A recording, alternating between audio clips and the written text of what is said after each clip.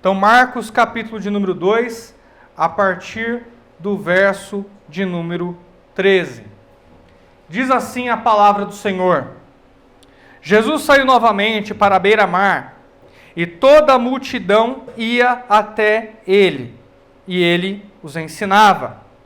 Quando ia passando, viu Levi, filho de Alfeu, sentado na coletoria, e disse-lhe: segue-me.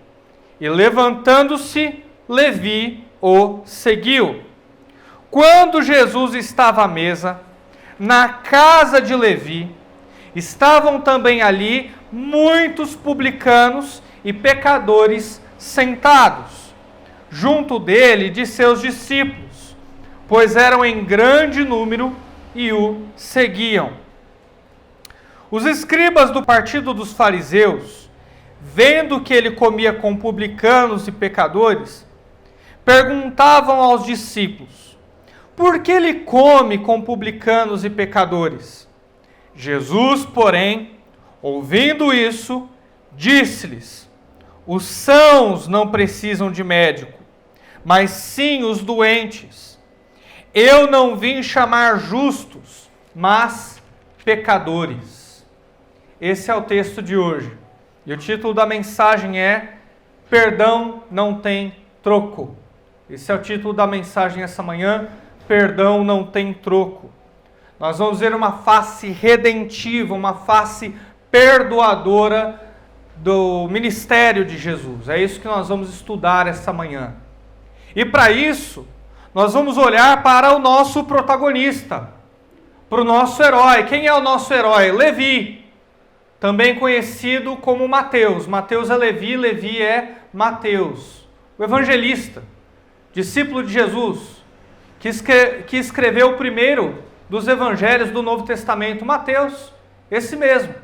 Ele é o nosso herói que nós vamos estudar para perceber essa face redentiva do ministério de Jesus. Ele é o nosso herói.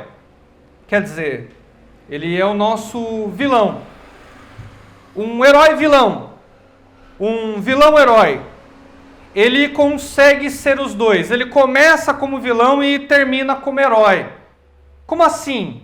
Bom, ele era cobrador de impostos. Mateus, ele era publicano.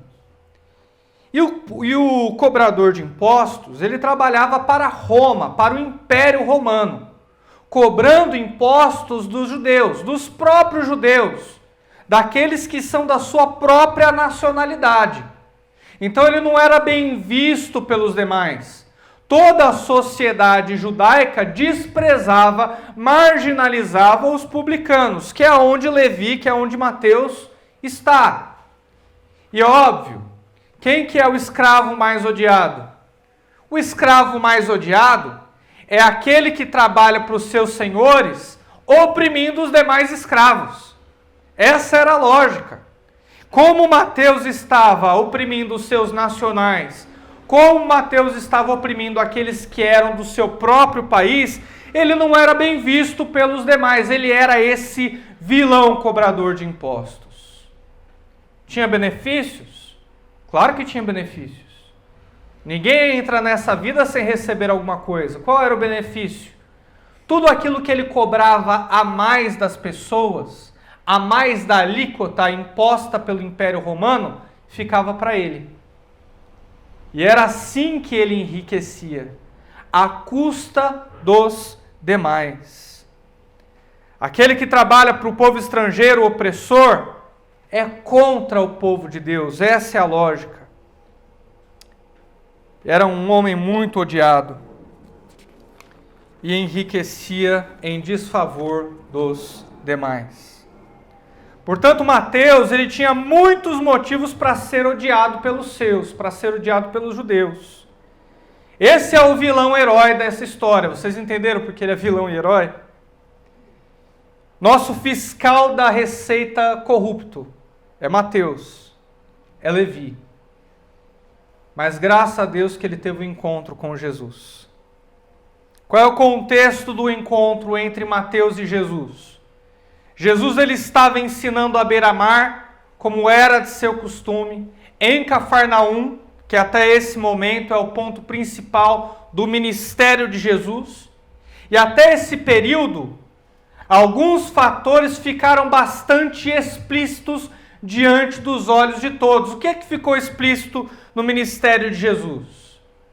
Ficou explícito o seu poder sobrenatural sobre todo e qualquer tipo de doença. Como eu já disse, Cristo ele não escolhia doença para curar, ele curava todas, indiscriminadamente. E era notório o seu poder sobre todo e qualquer tipo de doenças. Número 2, o que mais ficou explícito no ministério de Jesus? O seu poder contra todo o reino das trevas, principados e potestades. Jesus tinha poder sobre todos os demônios, sobre todos os principados das trevas. Ele mandava e ordenava, sai dele, e os demônios lhe obedeciam. Isso já ficou evidente no ministério de Jesus. O que mais que ficou evidente no ministério de Jesus? O seu poder para perdoar pecados. No último culto nós vimos que ele chega para o paralítico e diz, os seus pecados estão perdoados. E quando Cristo ele diz isso, causa uma confusão na mente dos ouvintes. Porque afinal de contas, o pecado ele é uma ofensa contra Deus. E contra Deus somente. E só Deus pode perdoar pecados. Eu até posso perdoar uma ofensa que você fez contra mim. Mas só Deus pode perdoar todo e qualquer tipo de pecado. E foi nesse sentido que Jesus Cristo disse para o paralítico. Seus pecados estão perdoados, não importa quais sejam. Vá e não peques mais. Vá e procure não fazer de novo. Na mente do judeu, Deus não encarnava. Deus não se fazia homem. Então todos se perguntavam, quem é esse? É o Messias, mas ele perdoa pecados. É o Messias, mas ele tem autoridade para falar em nome de Deus. Quem é esse? Causando mistério e inquietação aos olhos de todos. Esses 3 fatores, porém, poder contra todo tipo de doença, poder contra o domínio das trevas e poder para perdoar pecados, já era patente no ministério de Jesus. Cafarnaum até agora é o local onde Cristo mais prega. A sua fama percorreu a Judéia inteira. Muito mais Cafarnaum, que foi o ponto onde ele mais pregou em seu ministério. Até esse momento, pelo menos. Ou seja, como Levi era de Cafarnaum, como nosso herói vilão ele era de Cafarnaum, onde Cristo mais pregava, ele sabia muito bem quem era Jesus. Se ele não viu Cristo pregar pessoalmente, com certeza ouviu falar a respeito do Mestre. E ouviu falar muito bem. Certo dia, Jesus passa perto de sua mesa. Jesus passa perto da coletoria. As mesas dos cobradores de impostos ficavam do lado de fora e as pessoas iam pagar os seus tributos. Jesus passa perto da mesa de Mateus, daquele pobre publicano. E aí que acontece o encontro entre Levi e Jesus, entre Jesus e Levi. O verso de número 14. Quando ia passando, viu Levi, filho de Alfeu, sentado na coletoria. Mateus estava sentado à mesa cobrando impostos. E Jesus lhe disse, segue-me. Sabe o que Levi fez? Se levantou e seguiu o mestre. É assim que se dá o encontro entre os dois. Levi na mesa trabalhando, coletando os impostos, ambos trocam olhares. Levi olha para Jesus, Jesus olha para Levi. Mateus sabe que o que ele está fazendo é imoral. Mateus sabe que ele está cobrando a mais dos seus próprios nacionais e embolsando parte do dinheiro. Que o seu enriquecimento é enriquecimento imoral. E ele olha nos olhos de Jesus. Nos olhos do santo. nos olhos daquele homem peculiar, que já estava mudando a história de todo Israel. Mateus sabe que não é correto explorar os seus irmãos, mas Jesus não considera o pecado de Mateus. Jesus não considera o pecado de Levi e o chama ao perdão, e o chama a um recomeço. Essa é a face redentiva do ministério de Jesus. A face do recomeço. A face do vá e não peques mais. Porque o perdão de Jesus, ele só conhece 2 tempos. E quais são esses tempos? O de agora e o em diante. De agora em diante. É a face que o perdão de Jesus conhece. Em outras palavras, não importa o que você fez, o quanto que você foi cruel com o seu próximo, tudo o que importa é o agora e o em diante. Isso é significativo, porque quando ele chega para o paralítico, como nós vimos no último culto, ele diz: os seus pecados estão perdoados. Levanta, pega a tua cama e vai para casa. Como ele disse dezenas de vezes, vai, não peques mais. É uma frase célebre de Jesus. É uma das que ele mais fala em seus encontros. Vai, não peques mais. Os seus pecados estão perdoados. É o de agora em diante. Como ele disse para tantas pessoas, essa frase célebre, vai, não peques mais. Mas se a gente quiser desenvolver uma teologia redentiva adequada, nós precisamos olhar para todas as vezes que Jesus abordou as pessoas de forma redentiva. Não basta ver uma vez ou outra, vai, não peques mais. Essa é parte do perdão, parte do que significa perdão, mas não nos dá ideia do todo. Nós precisamos olhar todas as vezes que Cristo abordou as pessoas de maneira redentiva, se nós queremos perceber melhor o perdão de Cristo e a sua profundidade. E não me levem a mal. Eu gosto muito do vai, não peques mais. Ele falou para a mulher adúltera, vai, não peques mais. Eu gosto. Eu amo essa frase. Dá a ideia de recomeço, dá a ideia do agora em diante. Mas eu também gosto do vem e segue-me. Porque é mais completo. Porque dá uma ideia melhor do que ele quer dizer. Não é recomeço dissociado da pessoa de Jesus. Porque você pode recomeçar e recomeçar errado. Como tantas vezes você recomeçou e recomeçou errado na sua vida. Não é isso. É recomeçar com Jesus.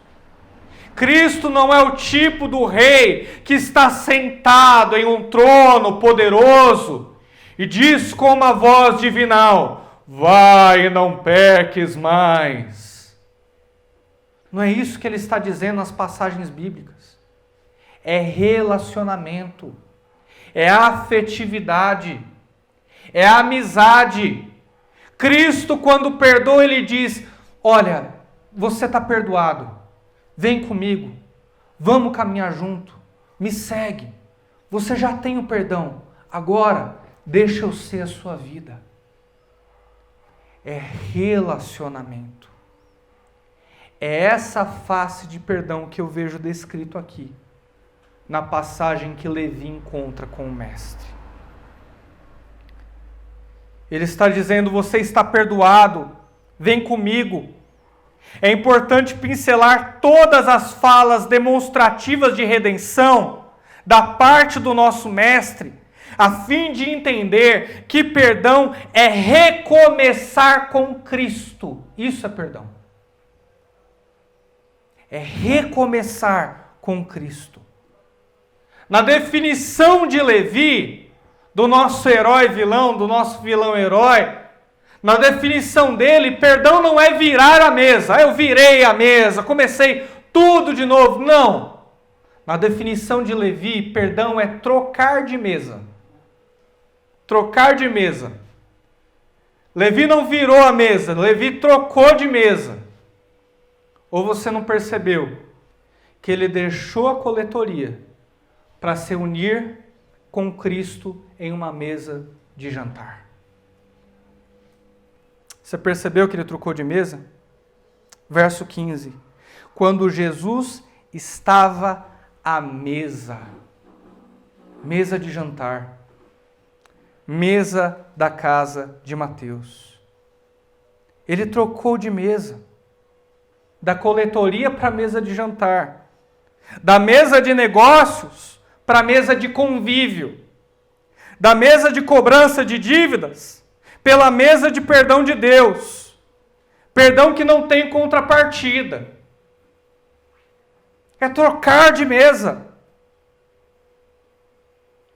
Mateus agora não está cobrando dívidas em uma mesa de coletoria.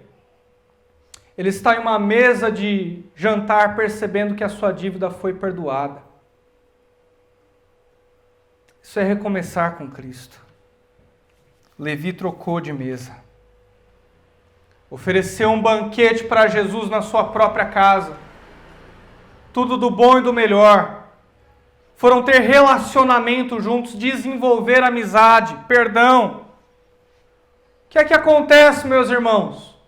Quando um cachorro sarnento consegue que Eric Jacan cozinhe para ele, o que é que acontece?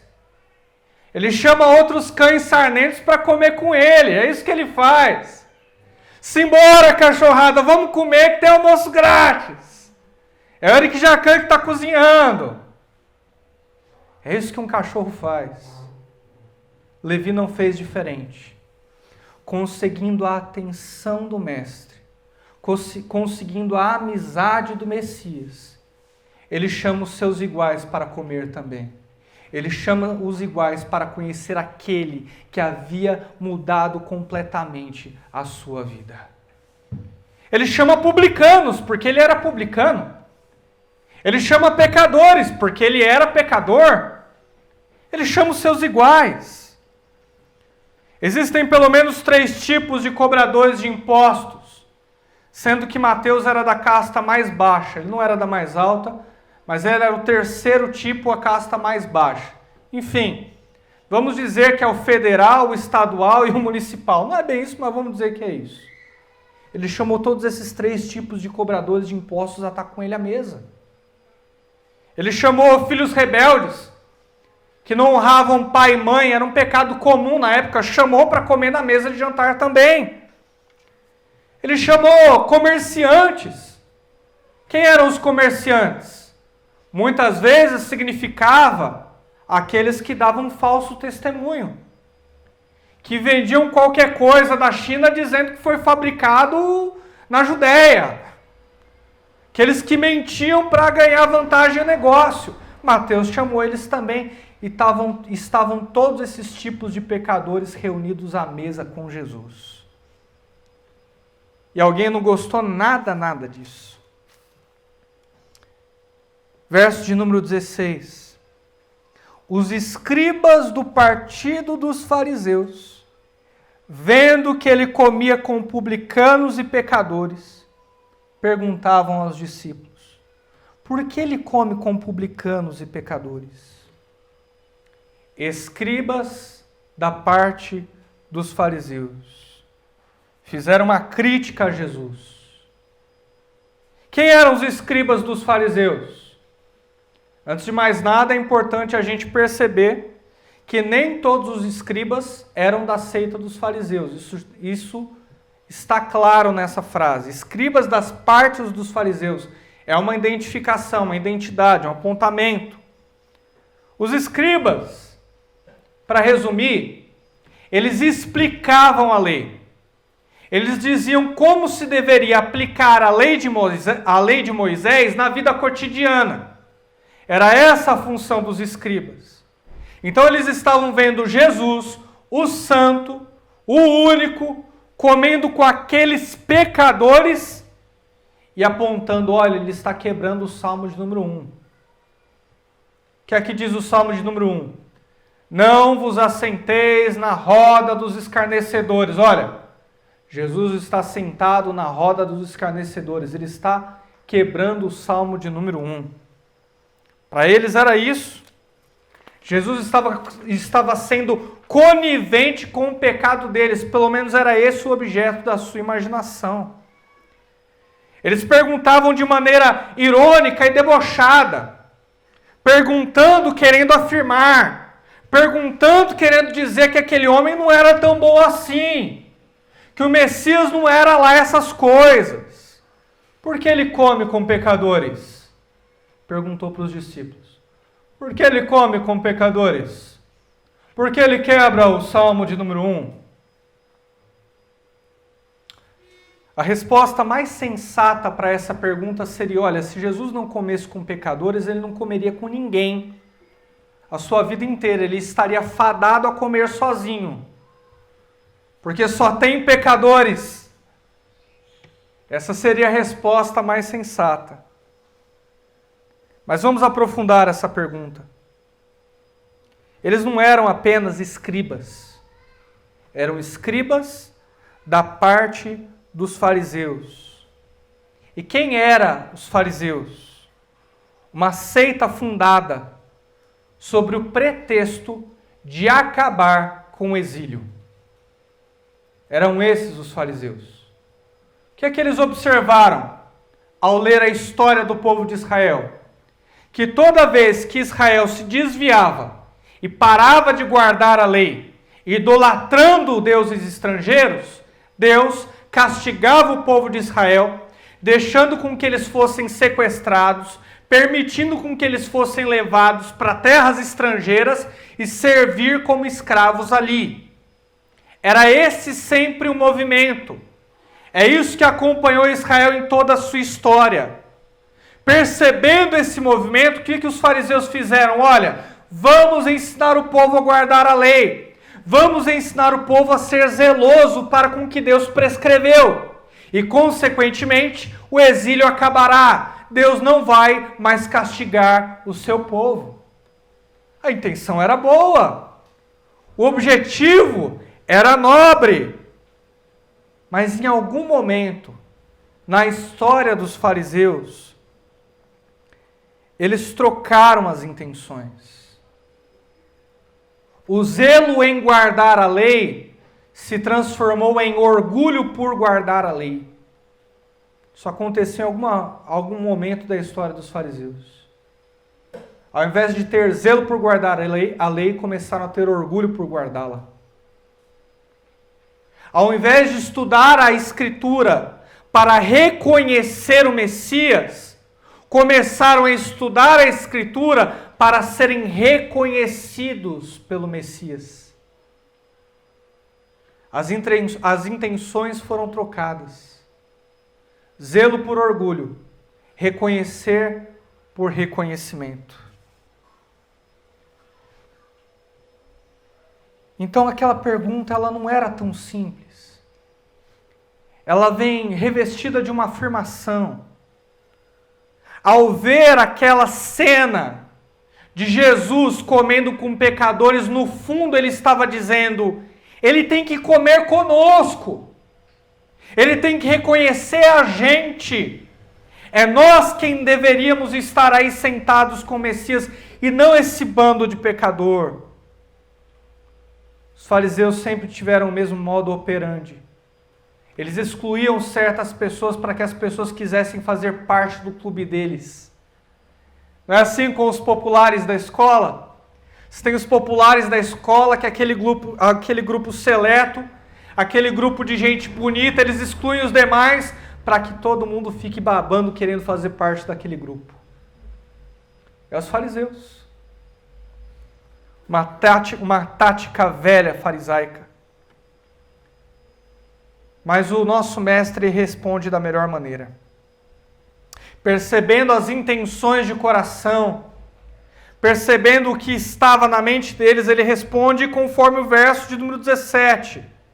Jesus, porém, ouvindo isso, disse-lhes: Os sãos não precisam de médico, mas sim os doentes. Eu não vim chamar justos, mas pecadores. Uma pergunta irônica merece uma resposta irônica. Jesus Cristo não estava dizendo que aqueles homens eram perfeitos e que por isso não precisavam dele. É um efeito irônico, é uma ironia. Cristo estava dizendo, olha, vocês parecem se virar muito bem sem mim. Vocês acham que não são pecadores. Vocês acreditam no íntimo que são perfeitos. Vocês não reconhecem a depravação do coração de vocês. Então por que vocês precisam de mim? Médicos tratam gente doente, não gente sadia, como vocês dizem que são. E entre o orgulho e a mentira, eu fico com aqueles que reconhecem a sua mentira. Entre a vaidade e a rebeldia, eu me assento com aqueles que reconhecem a sua rebeldia, que percebem a verdadeira condição da sua alma. Como Mateus, que percebia que era podre, que percebia que era imoral. A sua atitude corrupta para com os seus nacionais, para com os seus iguais, era um carimbo da sua depravação. Ele sabia como era por dentro. As suas atitudes corruptas eram uma confirmação da sua corrupção interior, da sua necessidade por um Salvador, da sua necessidade por um Messias.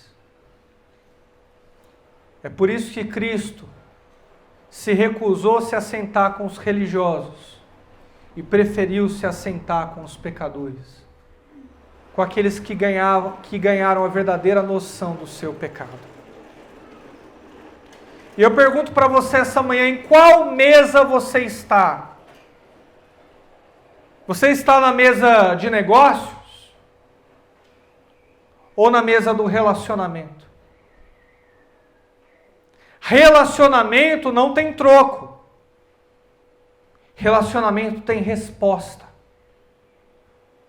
Muitas vezes a gente se relaciona com Deus como quem está sentado em uma mesa de negócios. Olha, Senhor, eu já sou muito bom, vou te dar um desconto, não sou tão pecador assim. Tem troco. Perdão não tem troco. Não há nada que você possa dar a Deus que Ele queira. Não há nada que você possa dar a Deus que Ele tenha necessidade. Perdão não tem troco. Saia da mesa de negócios e venha para a mesa de relacionamentos. Você não dá desconto para Deus. Você se devota a Deus. Você entrega a sua vida a Jesus. Como Levi fez, deixando de ser vilão para se tornar herói. Que o mesmo ocorra com você. Que você tenha uma vida devota à pessoa de Jesus. Quero orar com você, fique de pé.